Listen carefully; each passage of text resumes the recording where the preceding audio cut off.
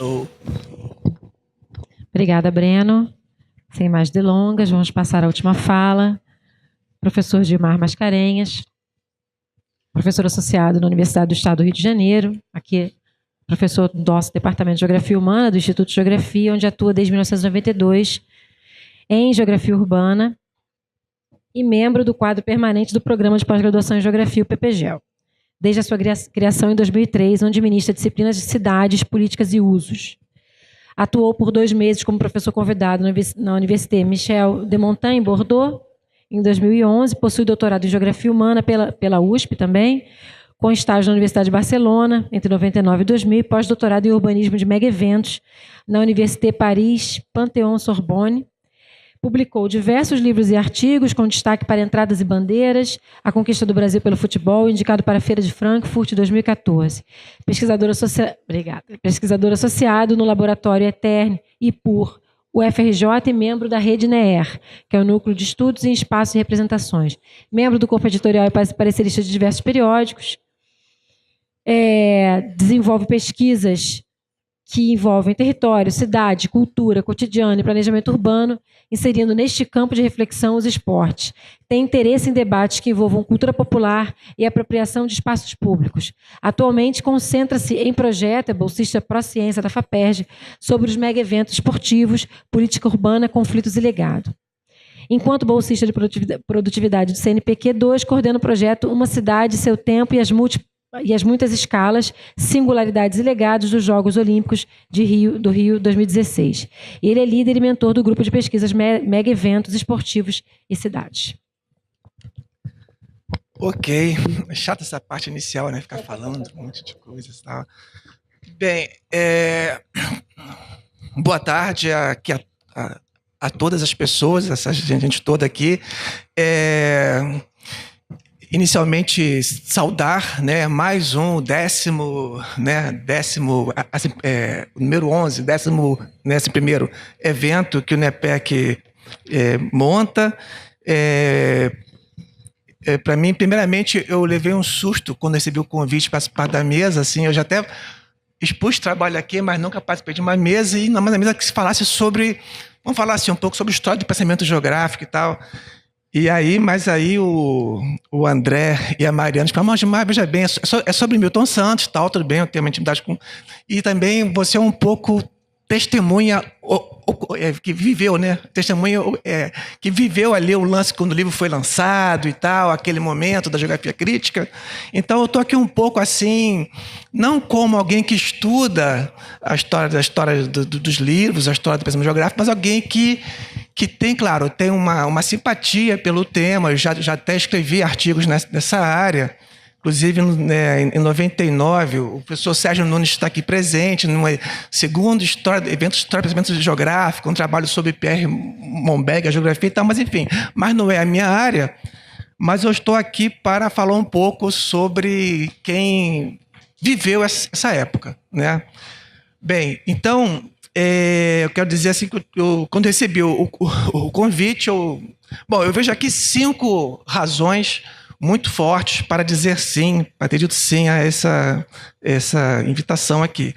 Primeiramente, que esse núcleo, o NEPEC, que está hoje com 25 anos de vida, né, e que eu vi nascer, né? Eu estava aqui na UESC já desde 92, eu estava na chefia do departamento, quando a professora Zeni voltou da USP, né? E voltou com muito gás, dizendo, eu vou fundar aqui um núcleo de pesquisa sobre espaço e cultura, né? E fez, né? Montou esse evento. E esse núcleo, que chega hoje aos 25 anos, com uma vitalidade imensa, né? E quem circula pelo Brasil vê o quanto que uma boa parte da imagem que se tem nacionalmente sobre a UERJ, daqui do Maracanã de Geografia, está ligada a esse núcleo, pelo volume de livros que se publicaram e tal. Segundo, porque o NEPEC ele está aí, vamos botar sobre aspas, está sob nova direção, digamos assim, né? A Mariana e o André, que são professores, né, que dispensam qualquer dizer aqui, brilhantes pesquisadores, vem dando um gás muito interessante ao NEPEC. Eu não pude acompanhar o último, né, que eu estava participando de outra coisa, mas não, esse eu vou assistir. Não sabia que eu estaria aqui falando, mas vou estar amanhã depois vendo os outros professores. Segundo que o tema, né, esse tema, esse recorte da geografia do livro, que eu desconhecia até quando, em 2016, durante a nossa greve aqui na UERJ, fizemos várias atividades com os alunos, e entre elas a professora Marina apresentou o que era a geografia do livro e tal, que é um recorte bastante instigante, né, e o que eu achei muito interessante. O quarto motivo é que, estamos falando sobre Milton Santos, né? Eu acho que todo mundo fala e sabe que ele é o maior geógrafo do Brasil de todos os tempos. Eu diria que é mais um pouquinho. Eu não conheço na América Latina nenhum geógrafo que tenha o porte, a envergadura dele, né? E o Milton Santos, fizemos já vários eventos, várias homenagens, livros, comunicações, mas me parece que é inesgotável. A sua obra, né? A sua trajetória de vida, que é riquíssima, né? E particularmente eu tenho uma história também com o Milton Santos, que eu vou falar aqui um pouquinho depois. Inclusive, aqui na UERJ, eu ofereci uma vez com a professora Júlia, né, Andrade aqui presente, a expressão optativa sobre Milton Santos, que acho que devemos oferecer mais vezes, porque foi bastante impactante aqui. E, por fim, um quinto motivo para dizer sim a esse convite que me pareceu assim inusitado na hora, né? É aquilo que eu já falei aqui, eu participei, eu fiz a minha graduação em Geografia na UF na primeira metade dos anos 80, então eu vivi essa boa parte do impacto dessa obra, digamos assim, né? Então eu acho que, eu não sei que os meus brilhantes colegas de mesa talvez não fossem nascidos ainda, ou estarem ainda se alfabetizando quando eu estava ali na Geografia da UF no começo dos anos 80. Né? Bom, aí o que eu vou falar aqui do livro, eu acho que é uma visão, pensando aqui no que a colega Alessia falou, acho que é muito mais uma abordagem contextualista mesmo, né? Pensando contexto histórico, político, social. Nos anos 70, pensando assim, o que o Milton Santos vinha fazendo, vinha pensando, vinha refletindo, vinha lendo, né? Na listagem, acho que foi bem síntese que você falou, uma síntese, né, do que ele fez no exterior. Bordeaux ficou de fora ali, mas ele ficou alguns anos, né, na cidade de Bordeaux, onde ele conheceu a sua esposa, Marie-Hélène, né, e aí foi ali em Bordeaux que ele começa a se assentar um pouco mais, né, depois de uns anos 60, conturbadíssimo, exílio e tal, ele começa a não somente dar sequência a uma reflexão sobre, como disse aqui a Larissa, os países subdesenvolvidos, né? Ou como disse muito bem aqui também o Breno, ele é um especialista no chamado terceiro mundo. Ele vai também começar a investir e refletir sobre o campo, sobre a história do pensamento geográfico. E aí ele já começa a pensar em voltar ao Brasil. O Brasil, a partir de 75, vive governo Geisel, a chamada distensão, né? A abertura lenta e gradual e tal. Então ele vislumbra a chance de voltar ao Brasil e volta em 77 e já apresenta logo já publica logo um artigo que se chama Sociedade e Espaço, a formação social como teoria e como método, um Boletim Paulista de Geografia. E no ano seguinte, são 5 livros que ele lança. 5 livros, né? Esse, Por uma Geografia Nova, o trabalho do geógrafo no terceiro mundo, o Espaço Dividido, que é um livro que tinha já lançado inicialmente em francês em 75, Economia Espacial, Críticas e Alternativas. E aí, pessoal, bom, esse livro dele, eu acho que o livro teve assim, um impacto imenso, né? Tudo que já se disse aqui é um livro que marca uma ruptura muito grande com a geografia que vinha se fazendo até então aqui no Brasil. E quem traz o livro é alguém que tem uma envergadura intelectual imensa, que é o Milton Santos. Embora não esteja assim, isolado nessa onda da geografia crítica, tivemos o Roberto Lobato Correia, nosso grande mestre, aqui presente hoje. Tivemos o Rui Moreira, o Carlos Walter, Porto Gonçalves, o Ariovaldo e o Antônio Carlos Robert Moraes na USP, né? E o professor Armen, dentre outros. Mas, então, gente, foi tão forte o impacto dessa chamada para a geografia crítica que mesmo geógrafos que em sua história acadêmica nunca chegaram a ter assim uma grande afinidade com, por exemplo, com o marxismo e tal, eles chegaram a utilizar essas categorias, totalidade e tal.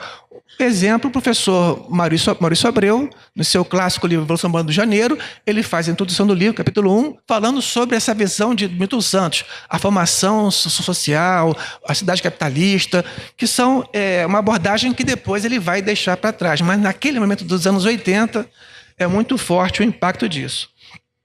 Eu acho, pessoal, que existem 3 aspectos que vão singularizar o Milton Santos nessa primeira voga, né, a primeira onda da geografia crítica, que é final dos anos 70, início dos anos 80. Que eu acho que, inicialmente, essa escritura dele, essa produção enorme, rica, diversa de livros e artigos, ele produz mais do que qualquer outro brasileiro geógrafo naquela época. Ele traz essa vivência de fora, internacional, que lhe confere alguma legitimidade, como o Breno colocou bem aqui, né? E o que eu vou chamar aqui, não sei se o Breno concorda, né? É uma relação tímida com o pensamento de Marx, muito tímida, né? Muitos marxistas eles são citados por Milton Santos, Lefebvre, Harvey, New Smith, Gramsci, Althusser, Hobsbawm, etc. Ele valida pensadores como Trotsky, como Plekhanov, como o Breno colocou aqui, mas eu fico com uma impressão, posso estar bem errado, de que ele basicamente leu a ideologia alemã. E talvez alguns trechos do primeiro capítulo do Capital, porque ele raramente recorre às obras do Marx e muitas vezes, quando faz através de leituras de outros, né? Então, acho que é uma coisa para a gente conversar, viu, Breno? E assim, e também eu creio que essa timidez, como falou muito bem aqui o Breno, o Milton Santos fica entre essa visão sistêmica e um pouco essa forte onda marxista daquela época, e eu acho que isso até ajudou na recepção da sua obra, né? Você tinha Carlos Walter, Rui Moreira, vários professores assumindo uma visão, digamos, mais marxista, clara, e Milton Santos, né? Bom, e aí, gente, qual é o Brasil, qual é a geografia brasileira que o Milton vai encontrar em 77 quando ele chega aqui? Eu vou começar falando, claro, ele conta essa onda teorética da nossa quantificação. Como eu sou testemunho ocular, eu vou contar aqui um caso, né? No ano de 78, eu era estudante do segundo ano do segundo grau. Eu era um secundarista no Meier, no Colégio Estadual Visconde de Cairu. E aí, uma professora de geografia, professora jovem, muito dinâmica e tal, gostando da aula dela, eu cheguei para ela e falei assim: professora, eu adoro a sua aula, eu gosto muito de geografia e de história. Ela falou assim: e de álgebra? Eu falei: pô, detesto. Ela: então esqueça a geografia. Meu queixo caiu. Eu falei: como assim, professora? A história falou: não, esqueça a geografia. Porque a geografia hoje são números.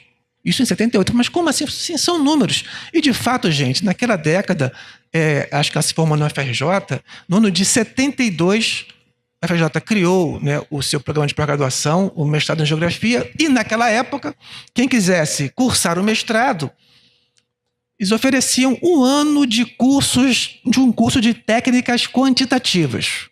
Um ano. Precisa se preparar para fazer a prova.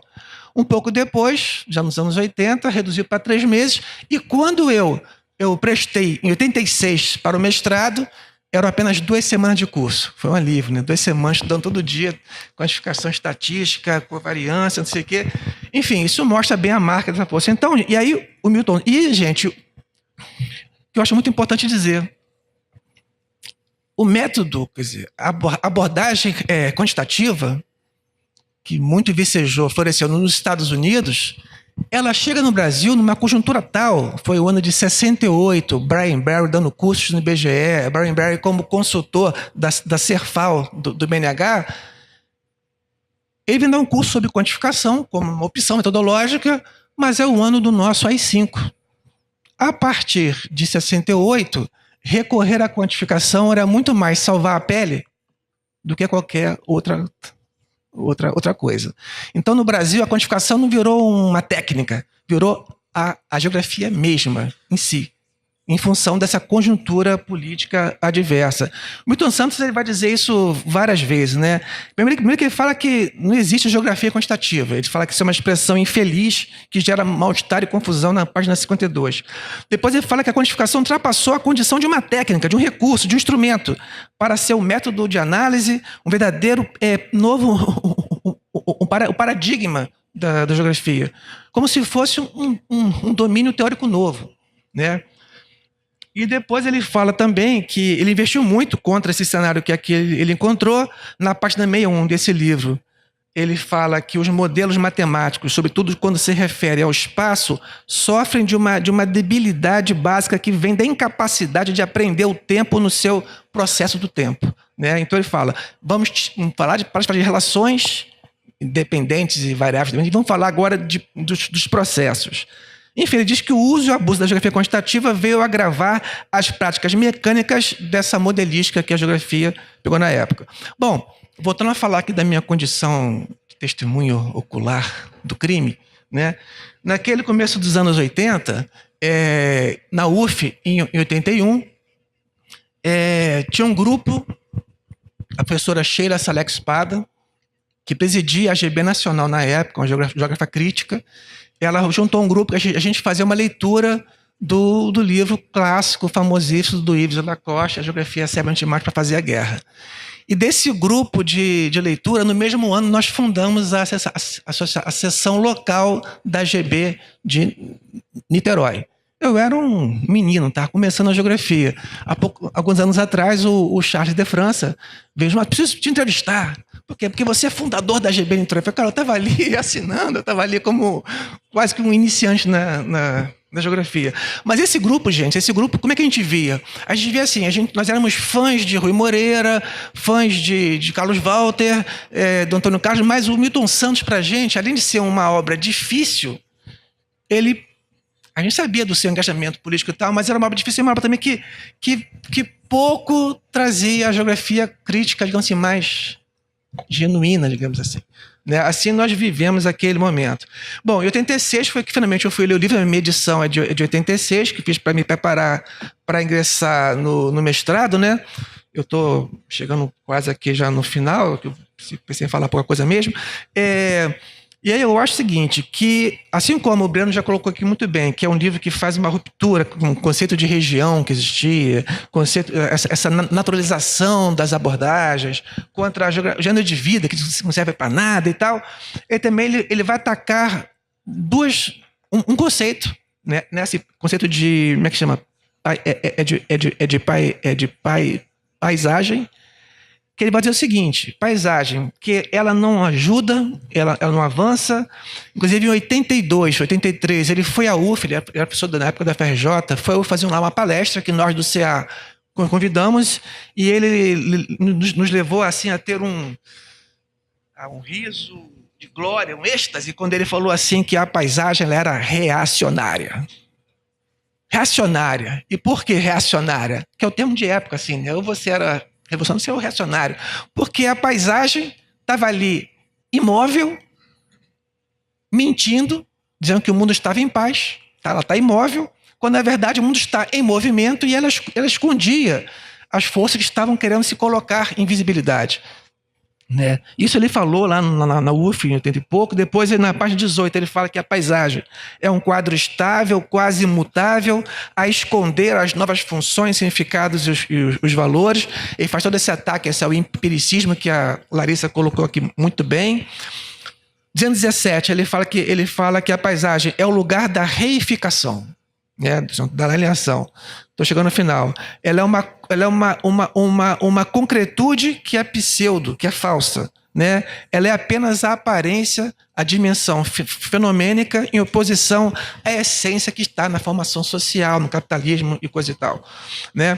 E aí, pessoal, eu acho que nessa visão dele eu acho que o Milton Santos, vai que uma outra crítica a ele, acho que ele não acompanhou o debate sobre a paisagem, as novas abordagens sobre a paisagem, que não é mais aquilo que a gente vê, mas é como é que a gente elabora essa percepção da paisagem. E em 96, na sua obra talvez maior, definitiva, na natureza do espaço, ele continua dizendo que a paisagem é a materialidade versus ela é a história que se congela, diz ele ali. Bom, enfim, ele insiste nessa coisa de uma visão total, holística. É uma visão que ela é multiescalar, expressão que não se usava na época, mas uma expressão multiescalar, que eu, de novo, falando aqui comigo, eu usei muito, né, a minha tese de mestrado, né, que se falava tese ainda, de mestrado, orientada pelo professor Roberto Lobato Corrêa, aqui presente.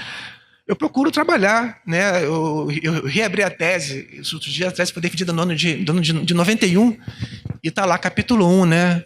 A formação social do Brasil, né? A totalidade social, o capitalismo, né? Essa visão do urbanismo modernista, que tem os automóveis que vão expulsar a feira, enfim, começa de uma visão bem global para ir pouco a pouco e chegando até o chão da rua, o chão da feira, né?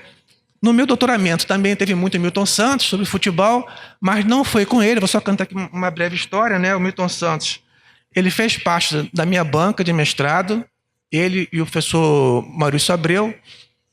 Ao final da defesa, ele me convidou a fazer doutoramento com ele em São Paulo, na USP, mas logo depois de alguns meses eu passei aqui para a UERJ, né?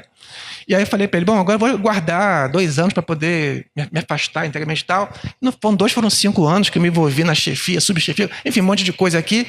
E nesses 5 anos, foi de 91, de 92 até 96, foi quando o Milton Santos ele se transforma nessa figura mega star, né?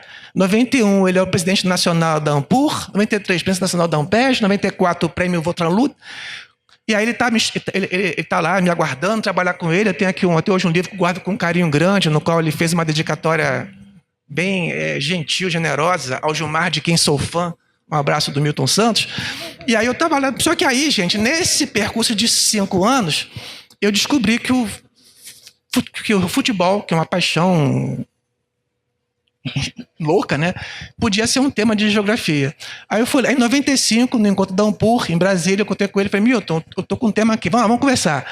Ele queria que eu trabalhasse de novo com o circuito em feira da economia, feira livre e tal. Eu falei, futebol. Ele, Gilmar, eu nunca chutei uma bola na minha vida. Eu falei, mas poxa, Milton, como é que é assim? Aí depois que eu fui entender, quer dizer, o Brasil nos anos 30, né, o futebol já tinha se popularizado, mas já tinha também sido assim, estigmatizado. Era coisa de moleque de rua. Ele me falou, meu pai dizia, futebol é coisa de moleques da rua. Você nasceu para mandar, para ser um gestor, não para se misturar na rua. Então, que pena, né? Nunca chutou uma bola na vida dele. E aí eu acabei não fazendo com ele. Ele tinha já na época já dezenas de candidatos a fazer. Mas contei muito com ele o tempo todo. Ele está presente na minha obra e só não fez parte da minha banca porque já estava muito doente. Eu defendi no dia 21 de junho, ele faleceu 3 dias depois, já estava bastante debilitado, mas enfim. Eu tentei aqui falar um pouco do livro, falar um pouco da minha vivência, né, século XX aí, da geografia da UF. Obrigado, muito obrigado, Dona Mariana, pelo convite.